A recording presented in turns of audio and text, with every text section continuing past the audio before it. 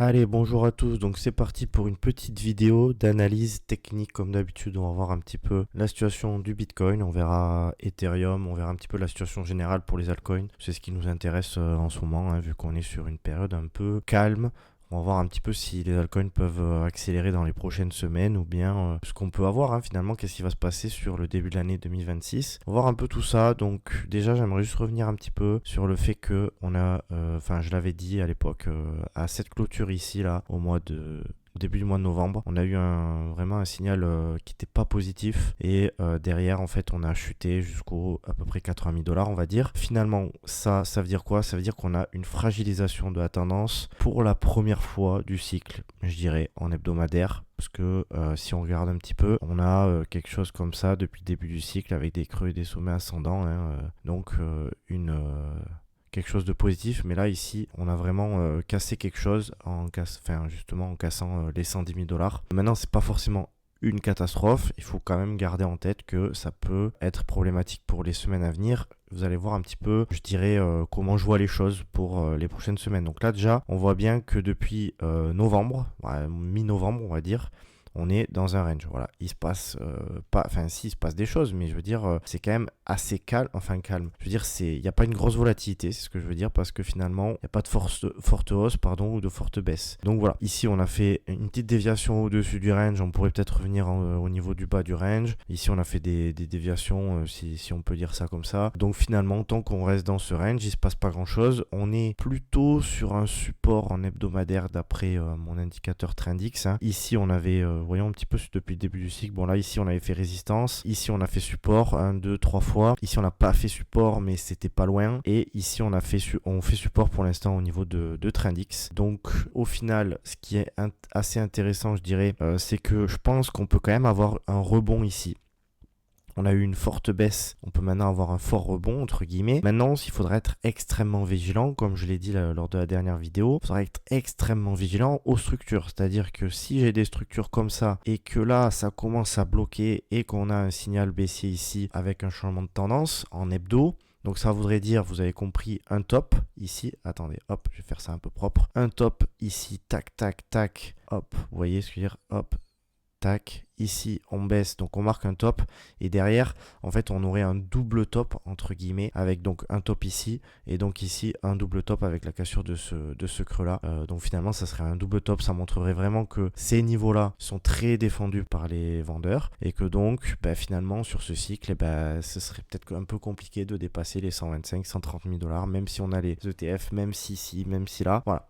Mais cette période là, elle pourrait, si elle arrive, cette période, elle pourrait donner lieu à une hausse assez importante au niveau des altcoins, parce que je rappelle, on regardera après, que la dominance du Bitcoin a bien chuté. Donc peut-être que les altcoins les plus forts, attention, les altcoins les plus forts, parce qu'on n'est quand même pas non plus sur l'altizone de 2021, on en est très très loin pour l'instant, mais du moins voilà, quelque chose qui pourrait être pas mal sur les altcoins les plus forts, parce que comme la dominance est un peu plus faible, les capitaux se dirigent un peu vers les altcoins, mais pour l'instant on peut compter que sur les altcoins les plus forts. Donc ça c'est le premier scénario, on va dire, à la fois bullish et bearish, qui permettrait quand même de donner une fenêtre de hausse aux altcoins. Maintenant, si on fait ça, voilà, c'est bien sûr on fera jamais ça comme ça, mais vous voyez ce que je veux dire, c'est-à-dire tendance haussière, on va chercher un ATH, ok, et dans ce cas on voit quand est-ce qu'on redevient bearish, est-ce que ça pose un top de marché, etc. Moi là, ce que je pense, là à première vue, je dirais que on peut pas savoir, ça c'est certain, mais je dirais qu'on est dans une vraiment bonne localisation pour trouver un bottom et repartir. C'est même si on peut chuter un peu dans les prochains jours, mais disons qu'on est quand même dans une bonne localisation pour rebondir dans cette zone. Moi je pense que cette zone va être retouchée, mais par contre je n'ai aucune certitude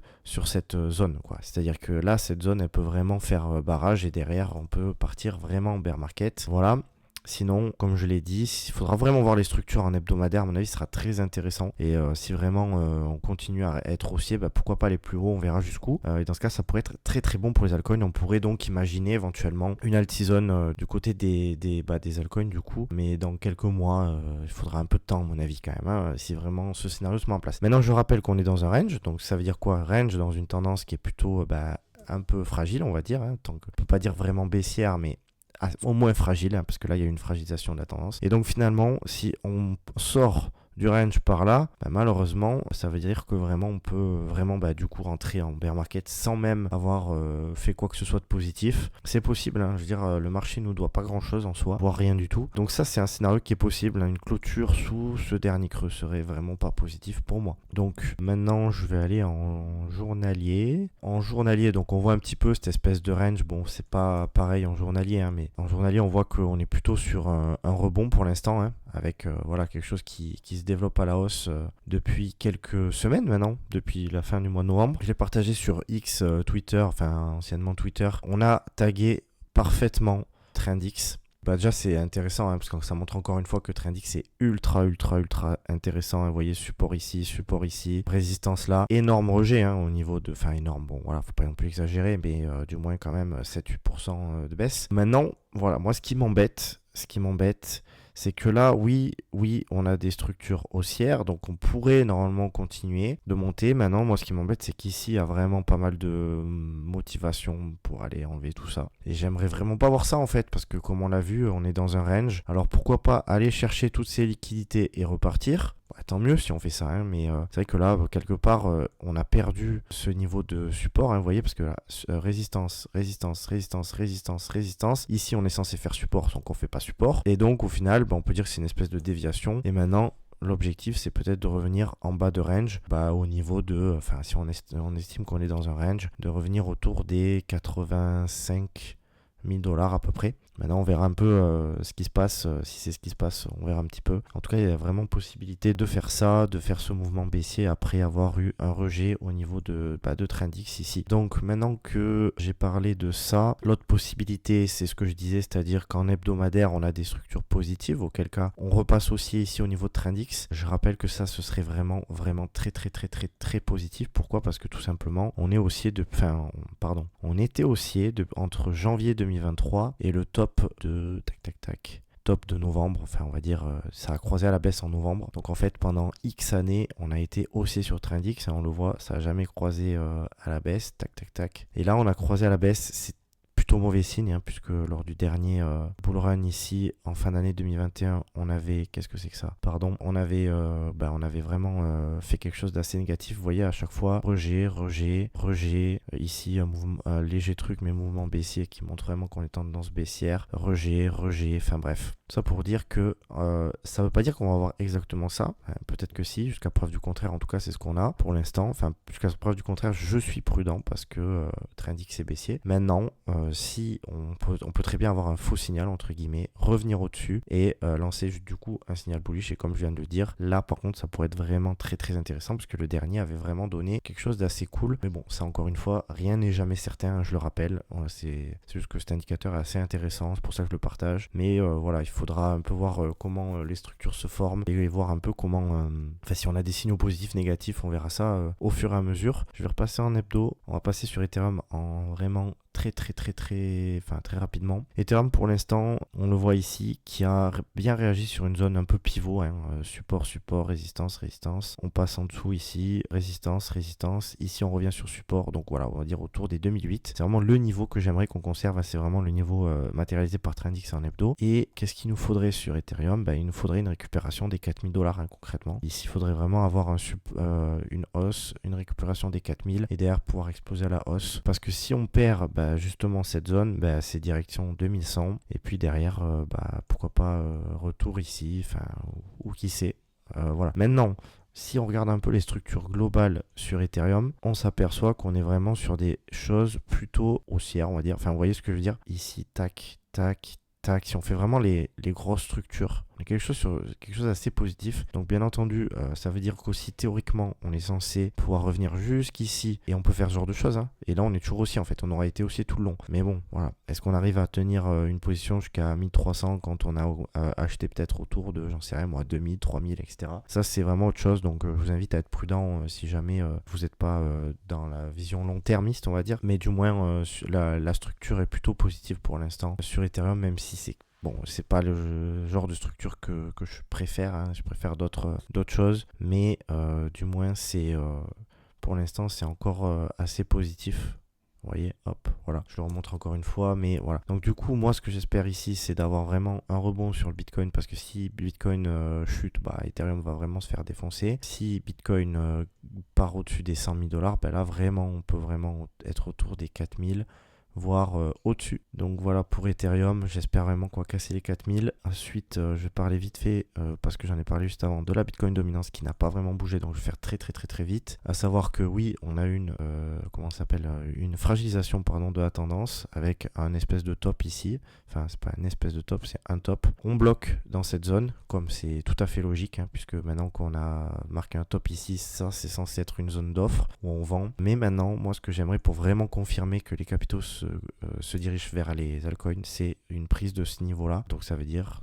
ce genre de structure hein, qui continue de montrer que les altcoins profitent de la rotation des capitaux. Et là, comme je le disais tout à l'heure, en fait, on pourrait éventuellement avoir un rallye des altcoins si jamais Bitcoin se maintient aussi, parce qu'en fait, si Bitcoin chute sous les 80 000 $, il n'y a rien à espérer, bien entendu. Maintenant, je reste toujours quand même optimiste en me disant qu'il y a possibilité d'avoir cette phase baissière et donc une altcoin season à l'avenir. À l'avenir, ça peut vouloir dire dans 1 an, 2 ans ou 6 mois. J'y crois pas trop sous 6 mois, mais en soi, il peut se passer pas mal de choses en 6 mois. Donc on verra un petit peu ce qui se passe. Maintenant, sur Ethereum, Bitcoin, bon, j'avais fait pas mal de schémas ici, un peu trop, on va dire. Tac, hop.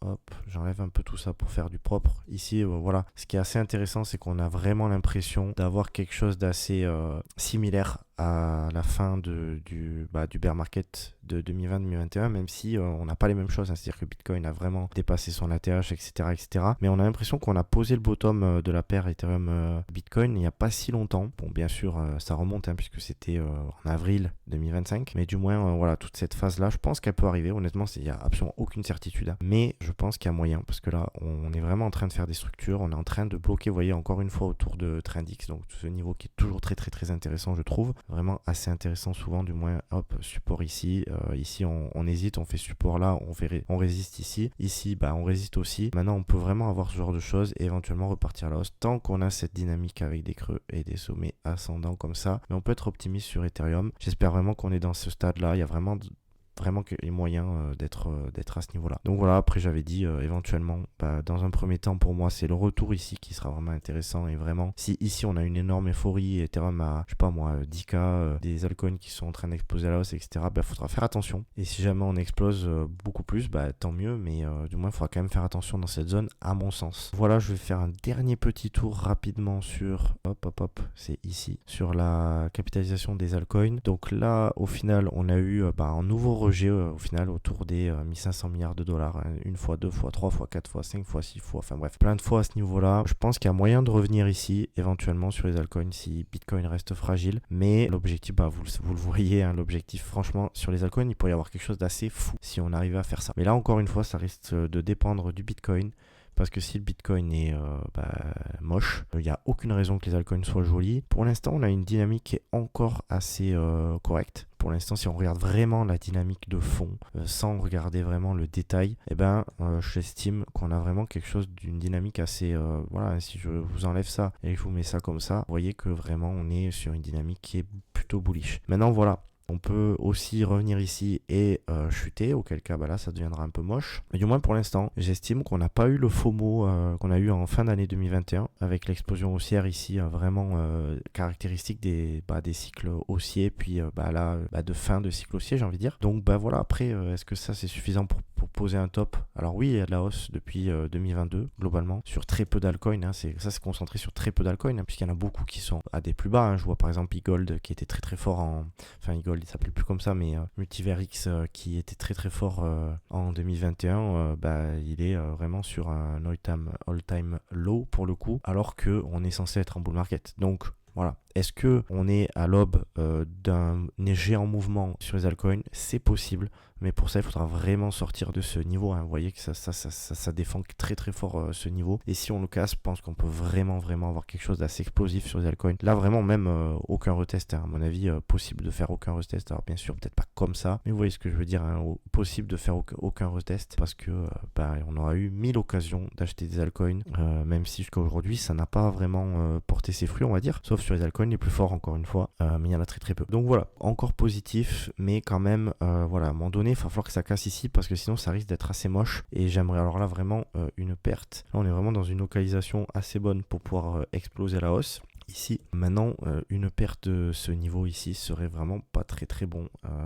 Donc voilà, on espère qu'on on aura de la demande sur les altcoins. Ben voilà, j'ai fait le tour pour moi de la situation un peu des altcoins, du Bitcoin, des cryptos en général, quoi. Voilà, vous voyez, on est un peu sur une période d'incertitude. Enfin, du moins, à partir de maintenant, voilà, on est dans un range, enfin, à partir de maintenant, depuis un bon moment. Je pense que c'est possible d'avoir une hausse jusqu'aux 110 000 $, on va dire. Mais voilà, il faudra vraiment être très très fort pour casser cette zone. Et il faudra voir s'il n'y a pas de l'essoufflement en cas de rebond, en espérant que ici, on va pas perdre ce niveau parce que sinon, ça pourrait ne pas être positif. Voilà. Je vous laisse sur ça, j'espère que vous avez apprécié la vidéo. Si c'est le cas, n'hésitez pas à liker la vidéo, ça fait vraiment plaisir, à mettre un petit commentaire si jamais vous avez aimé, si vous avez une question ou quoi que ce soit d'autre. Et puis sinon, on se retrouve la semaine prochaine ou bien sur les réseaux sociaux. Bye bye.